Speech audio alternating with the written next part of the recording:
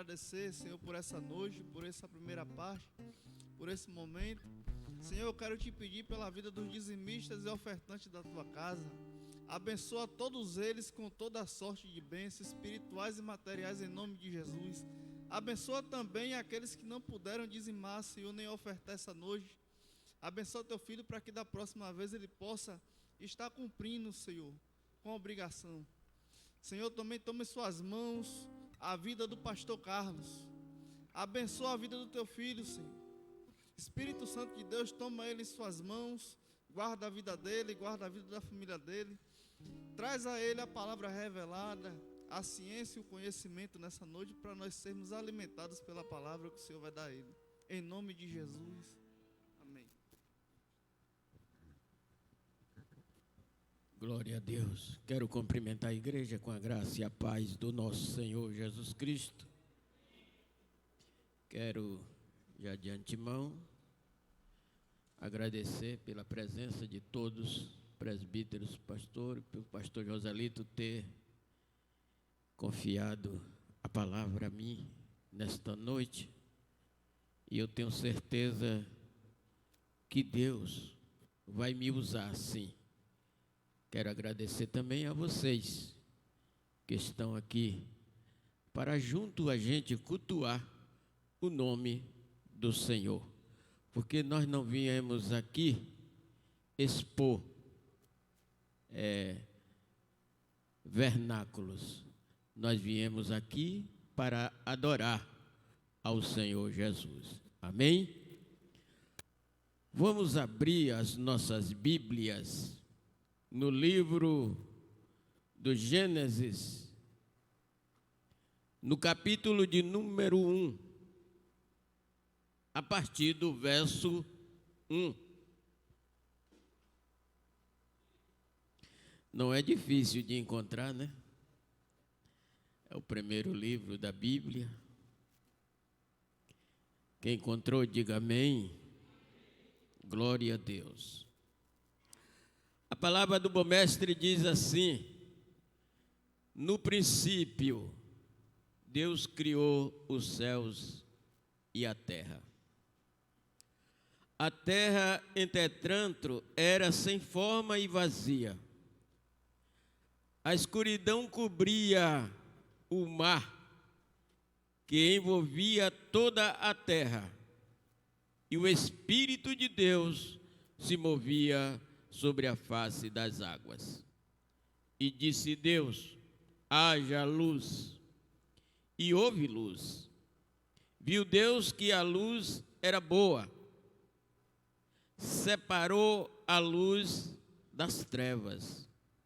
Chamou Deus a luz dia, e as trevas chamou noite. E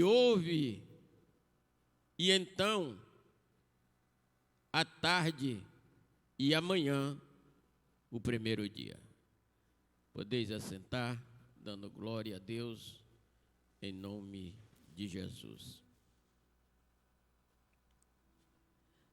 Nós vamos falar do princípio. No hebraico, o Gênesis significa Bereshit. No hebraico, o nome hebraico é Bereshit, que significa no princípio.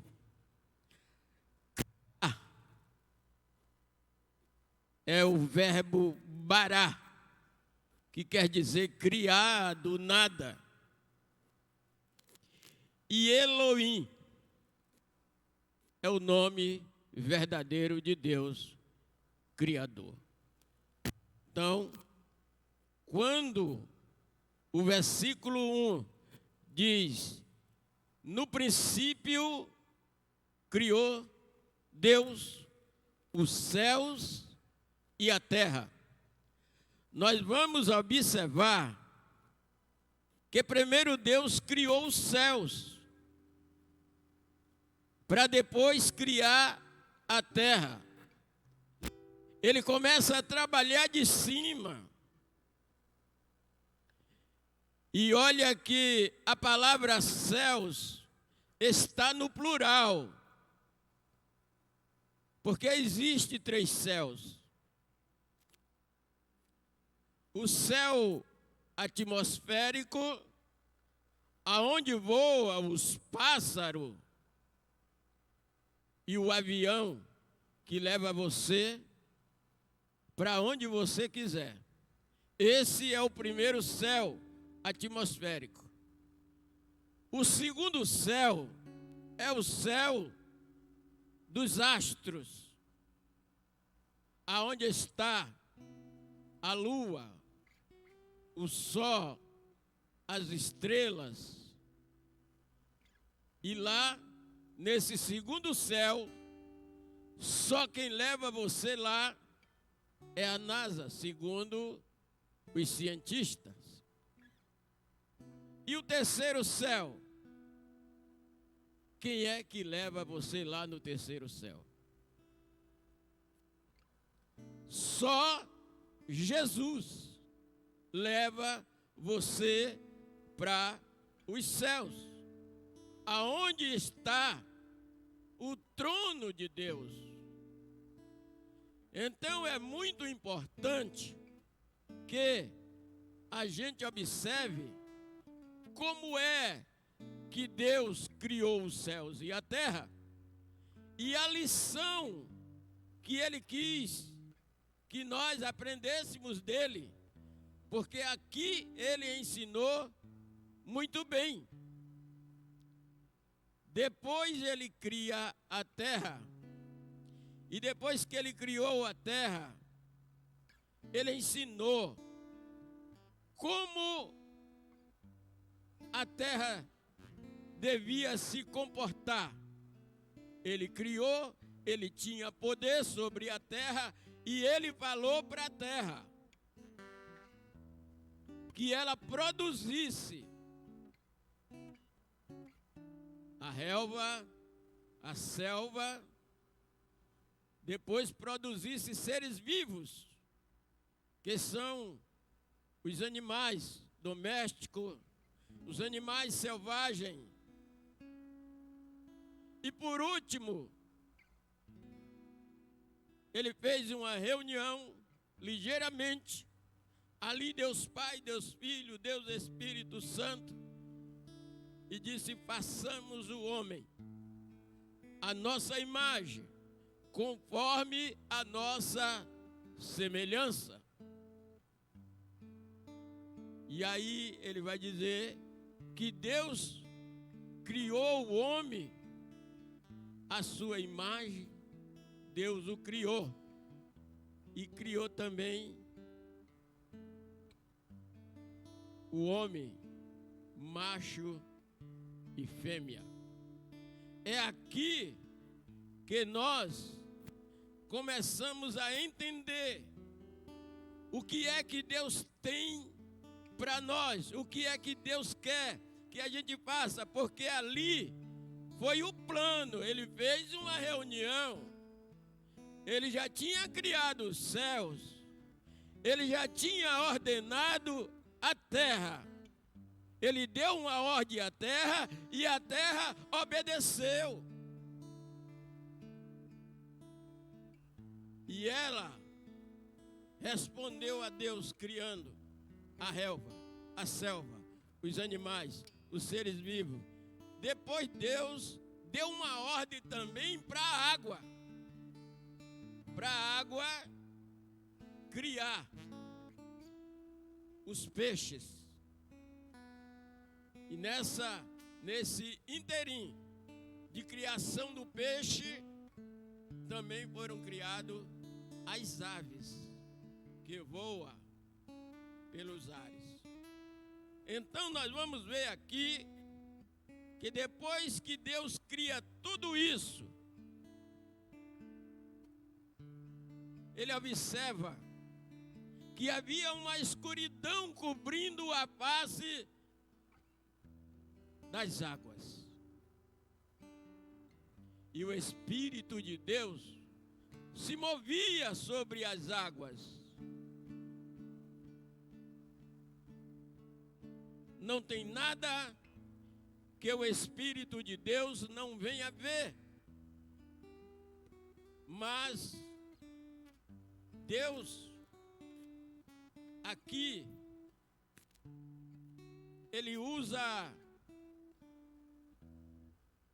o método de trabalho do Espírito Santo, ou melhor dizendo, o método de trabalho de Jesus. Quando Ele disse, haja luz, e houve luz.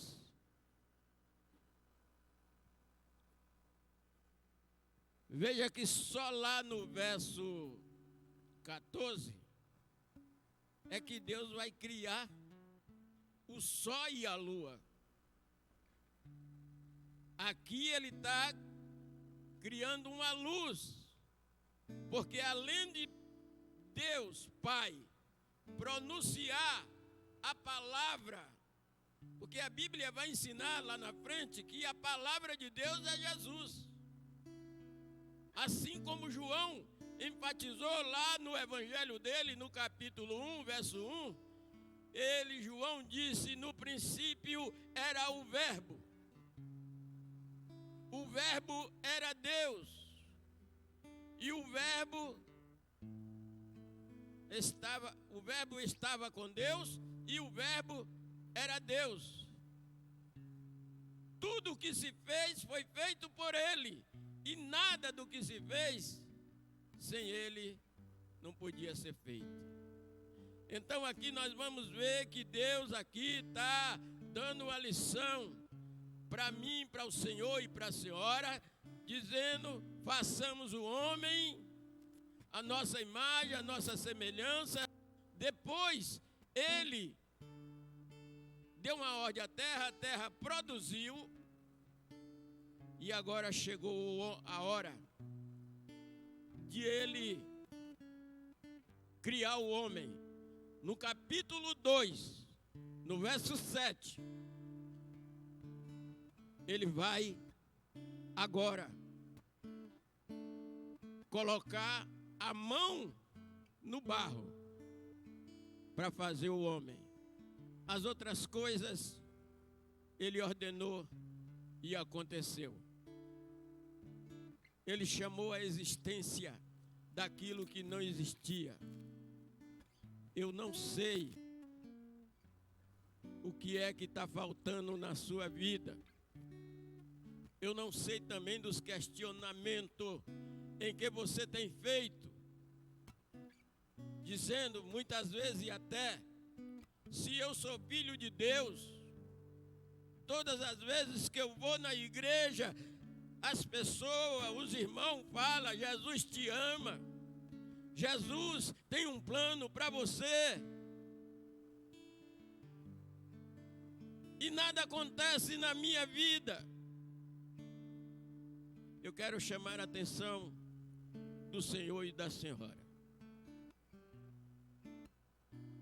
Deus é criador. E Ele faz do jeito que Ele quer, na hora que Ele quer e da forma que Ele quer. Não adianta eu fazer questionamento, ou indagando a Deus, ou querendo chamar a atenção de Deus para Ele se apressar, porque Ele não vai se apressar. Ele vai fazer sim, mas no tempo dele, da forma que Ele quer. E aí, tudo isso aqui Ele fez, e agora Ele precisava de um administrador. Ele coloca a mão no barro, moda um boneco. E depois, presumo eu, que Ele começa a palpar, para ver se estava tudo perfeito. Porque Deus não faz nada errado. Deus só faz as coisas perfeitas. E quando Ele observa que está tudo perfeito, Ele sopra nas narinas do homem.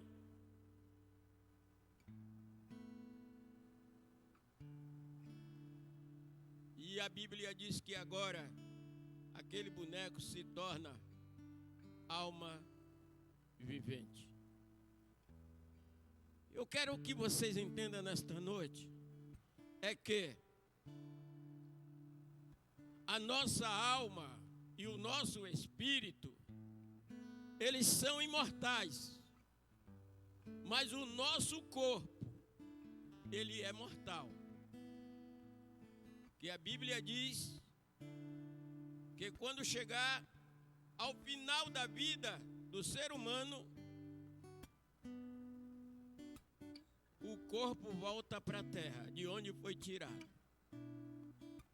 E a alma volta para Deus, o espírito volta para Deus, de onde ele veio. Então aqui nós começamos a entender que nós não somos daqui da terra. Por isso a Bíblia mostra Deus criando o céu primeiro, porque Ele é eterno, Ele é Senhor, Ele é soberano, é Ele quem pode todas as coisas. E agora Ele vai criar o homem, mas Ele já fez tudo, já preparou para o homem, Ele já ensinou ao homem e deu poder ao homem. O homem tem o poder de sujeitar a terra, de governar a terra. Então ele também tem o poder de falar com a terra, porque Deus ensinou isso. Mas uma coisa também que muitas vezes a gente não presta atenção é nesse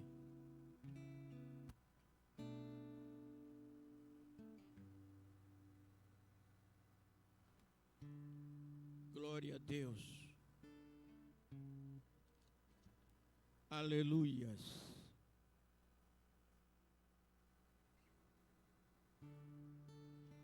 Aqui quando Deus fala para fazer, que planeja fazer o homem,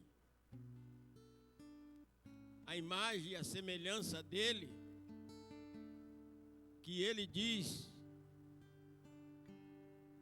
que vai criar o homem, e criou,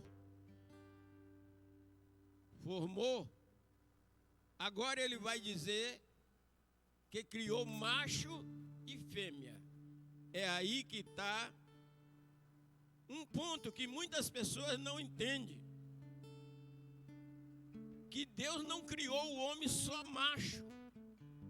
Ele criou o homem macho e fêmea.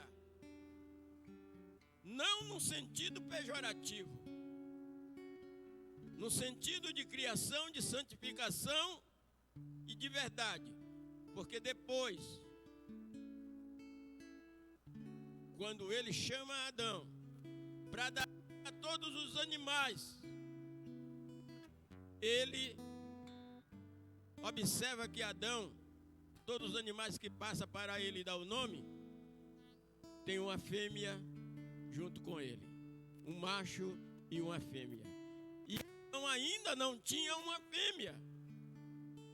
E a Bíblia diz que ele faz cair um pesado sono em Adão, anestesia Adão, e tira a mulher, ou seja, tira um osso da costela de Adão e forma a mulher. E agora ele devolve a mulher para Adão, e Adão de tanta alegria virou poeta. Porque ele disse, essa é ossos dos meus ossos e carne da minha carne. Por isso se chamará varoa. Então agora, as missionárias, esposa de pastor, as missionárias, esposa de presbítero, a diaconisa, esposa de diácono, vai entender que se o esposo dela tem um ministério, ela também tem uma missão. Porque depois que Deus entrega a mulher ao homem, Ele também vai pronunciar palavras dizendo a respeito desse homem e desta mulher, dizendo que o homem deixará a casa do seu pai e de sua mãe e unir-se-á a sua mulher e se tornarão uma só carne. Eles eram um antes, depois Deus tirou, materializou e entregou a ele, e eles voltaram a ser um de novo. Então, não questione o ministério do seu esposo. Missionária, esposa de pastor, missionária, esposa de presbítero, diaconisa, esposa de diácono. Não questione o ministério dele, porque você também está envolvida. E quando dois, por isso é que a Bíblia diz que quando dois concordar qualquer coisa na terra, será concordado no céu. Por quê, pastor? Porque vocês vieram do céu. E aqui Deus fez uma terra para que nós sejamos administrador. Então agora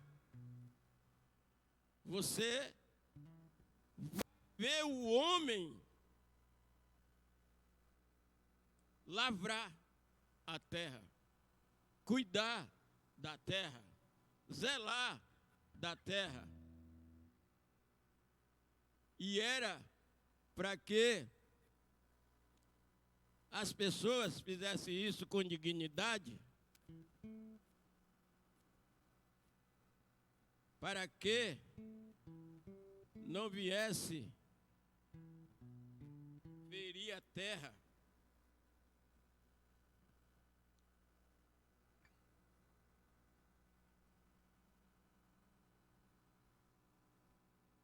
Mas depois que o homem desobedece ao Criador dele e deixa de ouvir a voz de Deus para ouvir a voz da mulher, porque no princípio o ensinamento que o homem teve não foi o mesmo ensinamento da mulher.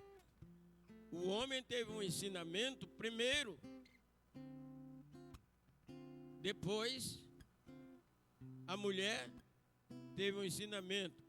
Mas nós temos um inimigo chamado Satanás, um tentador, que observou que a mulher, por ter menos instruções na época do que o homem, ela então procurou persuadir a mulher. E foi quando Deus deu a ordem que eles podiam comer de todas as árvores que estavam ali, porém, daquela que estava no meio do jardim, não podia comer. O estudo vai dizer que Eva saía todos os dias, amado, e ficava lá debaixo do pé de fruta, olhando, para ver se ela descobria por que não podia comer daquela fruta. Por isso é que a Bíblia diz que a mulher, ela é curiosa, ela tem uma intuição mais do que o homem. E ela ficava olhando ali. E a serpente, o diabo entra no corpo da serpente, porque a serpente também não andava se arrastando, ela andava ereta. E era também bonita, formosa. Ela fala com Eva. E Eva observa. E Eva nunca tinha visto. Achou ela bonita e deu atenção. E aí ela distorce a palavra de Deus. É por isso que nos nossos dias atuais tem muitas portas abertas dizendo que é igreja. Mas tem muitas portas que não é igreja. É porta do inferno. Por isso Jesus, lá no Novo Testamento, lá na passagem que diz que quando Jesus chegou ali na região de Cesareia de Filipos, Mateus 16 em diante, 16, 18 em diante, Cesareia de Filipos. O que é isso? Cesareia de Filipos. Uma região governa César. Outra região governa Filipe, que era filho de Herodes. E eles tinham os deuses dele. Era muitos deuses, por isso eram muitas portas. Mas a porta da igreja de Jesus era só uma. E Jesus determinou ali, dizendo que as portas do inferno não ia prevalecer contra a porta da igreja.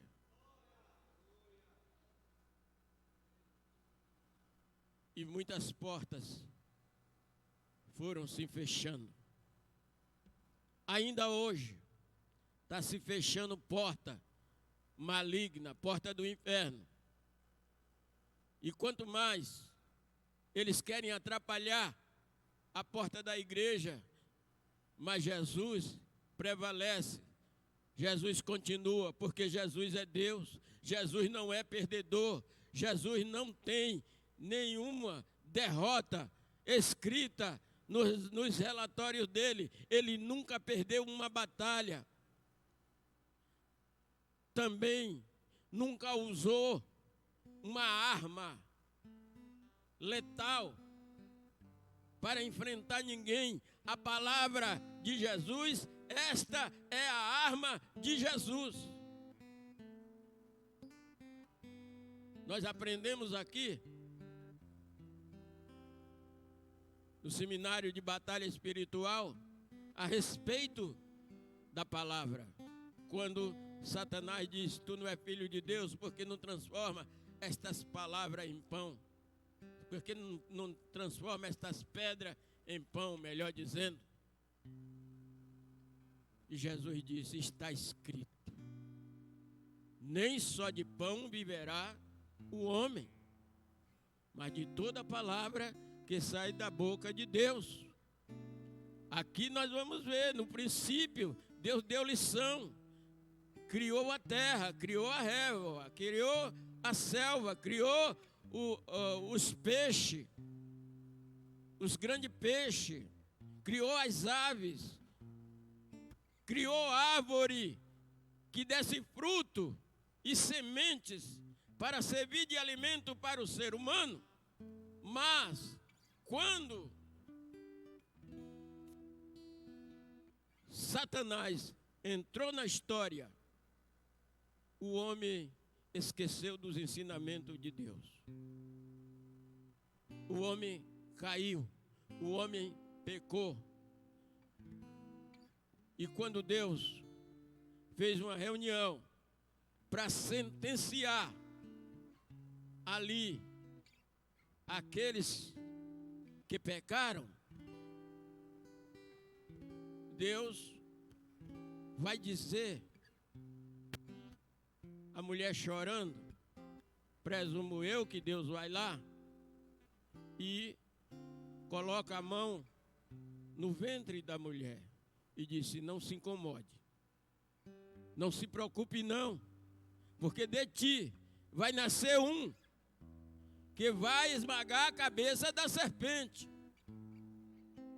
Chegou para o homem e disse: de hoje em diante, a sua sentença é trabalhar pesado, suar, para comer do suor do seu rosto, Por causa de você foi que a terra foi amaldiçoada.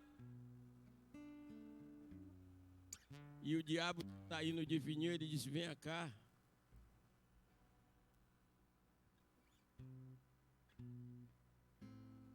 A serpente ia saindo de fininho, vem cá. A partir de hoje, você vai andar arrastando o seu ventre pela terra e comendo, se alimentando de pó. Estas foram as sentenças que Deus deu. E ali Satanás, daquele dia em diante, nunca mais dormiu. Porque todo menino que nascia, ele dizia, será que é aquele que vai pisar na minha cabeça? E quando Moisés nasceu, foi uma ameaça para Satanás.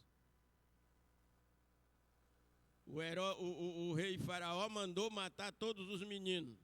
Moisés já tinha nascido. Porque Satanás achava que era ele que ia pisar a cabeça dele. Mas quando Moisés matou aquele egípcio e enterrou na areia, Satanás foi a Deus e disse, homem que mata outro não pode pisar na minha cabeça. Aí veio Abraão, ele ficou preocupado. Será que é Abraão que vai pisar na minha cabeça? Abraão desce o Egito e lá manda a mulher dele mentir. Ele vem a Deus e diz, homem que mente não pode pisar na minha cabeça.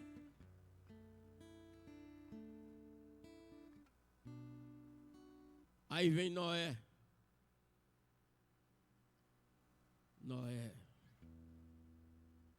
Deus acha graça nos olhos de Noé. Noé faz a arca. Vence aquele dilúvio. 40 dias e 40 noites. E após mais alguns dias para a água baixar. Quando a arca ancora ali naquele monte, ergue um altar para Deus. Primeiro o altar de Deus. E aí vai plantar a sua agricultura. Os primeiros frutos da vide, ele faz ali o suco para se deliciar, porque o vinho significa alegria. Ele bebeu tanto para se alegrar, mas presumo eu, presbítero Eduardo, que ele fez vinho a mais da conta, suco a mais da conta e não deu conta naquele dia, não bebeu tudo naquele dia. No outro dia deixou para o outro dia, no outro dia já estava fermentado. E aí quando ele vai beber se embriaga. Se embriagou de uma maneira que perdeu o controle. Ficou desorientado no tempo e no espaço. E ficou despido. O filho veio e viu ele nu. Saiu mangando, saiu criticando dele. Para contar aos outros, os outros vieram de costa com uma capa e cobriram o pai de costa para não olhar para a nudez. E o diabo foi lá até Deus e disse, porque aquele que viu a nudez foi amaldiçoado. Ele diz, pai que amaldiçoa filho, não pode pisar na minha cabeça. E assim sucessivamente foi descendo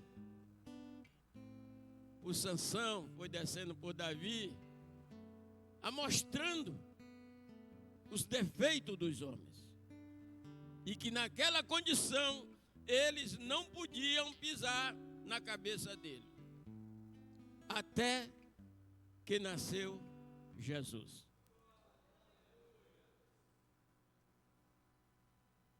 Quando nasce Jesus, ele fica preocupado, dizendo, será que é esse que vai pisar na minha cabeça? E aí ele bota demônios para ficar tomando conta de Jesus, para ficar vigiando Jesus, para ver se ele pecava. Jesus não pecou. Chegou aos 12 anos. Jesus está lá, assentado no templo, conversando com os doutores da lei, fazendo pergunta e respondendo aos doutores. Os pais esquecem dele e vai embora. Quando chega no meio da estrada, se lembra de Jesus e volta para ver Jesus. Quando chega lá no templo, Jesus está lá sentado. E Maria se apresenta a Jesus e disse: menino, eu e seu pai, nós estávamos preocupados com você, e você aqui. E Jesus virou para ela e disse: vocês não sabem que eu tenho que cuidar das coisas de meu pai? Mas não pecou. O diabo disse: tá ruim. Dos 12 anos em diante, a Bíblia não fala mais de Jesus. Só vai falar agora quando ele chega aos 30 anos para se batizar. E o resultado é que quando Jesus se batiza, o diabo disse para os demônios dele: eu mandei vocês vigiar ele o tempo todo e vocês não deram conta, agora vai eu. Eu vou lá. E agora eu quero ver se ele me enrola. E quando chega lá, a Bíblia diz que o Espírito Santo leva Jesus para o deserto. E ele chega lá, o diabo aparece. Tu não é filho de Deus? Por que não transforma as pedras em pão? Tu não é filho de Deus? Por que não pula daqui do pináculo da igreja? Porque está escrito. Olha o diabo confrontando com a escritura. Está escrito que Deus dá ordem aos anjos para lhe amparar, para que você não venha tropeçar e cair. Depois fez a proposta indecente, dizendo: tudo isso foi entregue a mim e eu dou a quem eu quiser. Jesus olhando para a cara dele: que sujeito mentiroso, né, pai?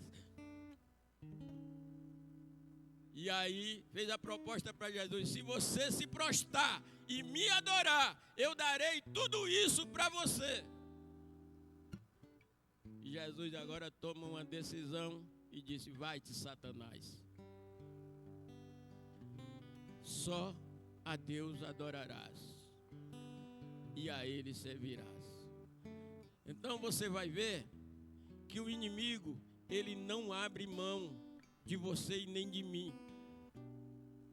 Mas depende da lição que a gente aprende na Escritura.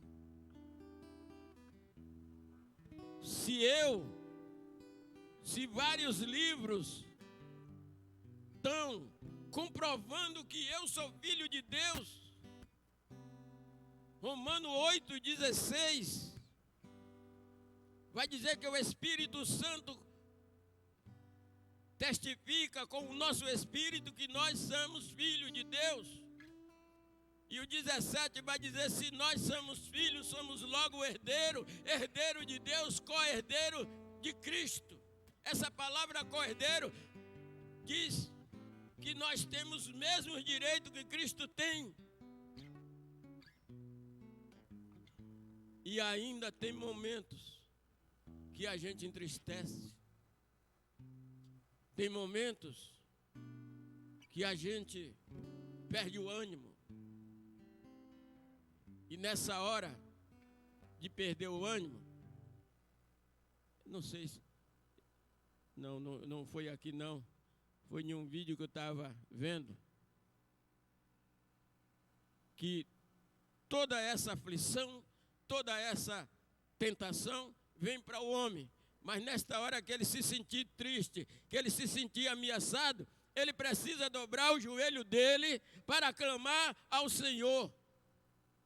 Porque lá em Isaías 42, agora eu não sei se eu estou certo, 42, 25, em diante, Deus vai dizer: entra comigo no tribunal e apresenta as tuas razões para que eu te justifique, porque eu mesmo foi quem apaguei os teus pecados e deles eu não me lembro mais. Então você precisa ter esse momento com Deus. Se sentiu ameaçado, dobra o joelho. E isso, não falta orientação para nós, porque nós temos um líder que sempre está chamando para oração, sempre está chamando atenção para levar a igreja de Jesus a sério, para levar os ensinamentos de Jesus a sério, para levar a palavra de Deus a sério. E eu continuo fazendo alguns cursos em que os professores incentivam que cada um que se diz cristão precisa ser consagrado. E o que é consagração? Consagrar-se quer dizer dedicação, ser dedicado a uma divindade. No nosso caso, é o Deus que criou os céus e a terra. Então, não perca mais tempo, mas fique atento à palavra, porque esta palavra é a bússola que vai indicar o caminho para o céu. Não pense que aceitou Jesus, participa dos cultos, é dizimista e já está salvo por completo. Estava falando com o nosso pastor ali que a última etapa da salvação é o arrebatamento. Se você tiver com os seus ouvidos espirituais para ouvir a trombeta de Deus tocar, a Bíblia diz que os mortos que morreram com Cristo vão ser ressuscitados primeiros. E depois os que estiverem vivos vai ser transformado de um corpo corrupto para um corpo incorruptível, um corpo de glória. E aí, agora, aqueles que for transformado, vai ouvir a voz de nosso Jesus, dizendo: bem-vindo, benditos do meu Pai. Adentrais aos portais eternos e entra no gozo do teu Senhor. Estas são as palavras que Deus me confiou nesta noite para transmitir para vocês, e que Deus continue abençoando em nome de Jesus.